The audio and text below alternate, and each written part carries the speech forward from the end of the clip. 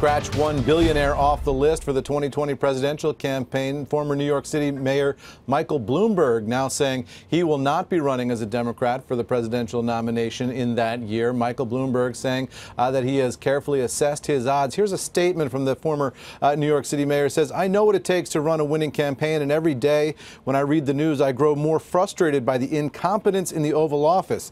I know we can do better as a country, and I believe I would defeat Donald Trump in a general election, but I am clear-eyed about the difficulty of winning the Democratic nomination in such a crowded field." Of course, there are a score of Democrats already announced for president in 2020, and Michael Bloomberg would have filled a pro-business moderate slot in that race. The question is here, what becomes of his fortune? Bloomberg suggesting that he is going to spend a significant amount of money here trying to defeat Donald Trump. That could be a boon to whoever does get the Democratic nomination, and not much of a relief perhaps to the folks here in the White House who support President Trump, because while they won't be facing another billionaire in Michael Bloomberg, they will be facing his money. Guys, back over to you.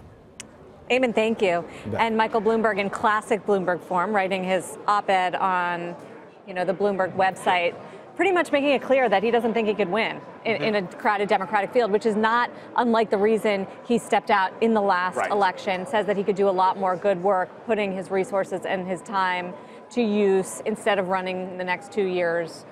Committing to issues like carbon and gun violence. I've sort of thought that the sort of billionaire business person, of course, Bloomberg also can say he was mayor of New York. It's a very complex job in public service, different than just a self-made billionaire, but that they really do care a lot about the odds of winning. I mean, there's a sort of rational approach that says, and he's got all the data in the world, so what's that? He's got all the data. He's going to listen to what the evidence is. He said, though, he thinks he can defeat Trump in a general election. But the party politics and the primary map and everything else. The other point, of course, is he's been very clear with his criticism of Howard Schultz. If he'd then gone on to run himself, that might have sounded a little bit more duplicitous. The fact that he hasn't does suggest this is very much, because he would only do it if he could get the Democratic nomination. He wouldn't do it as a center. No.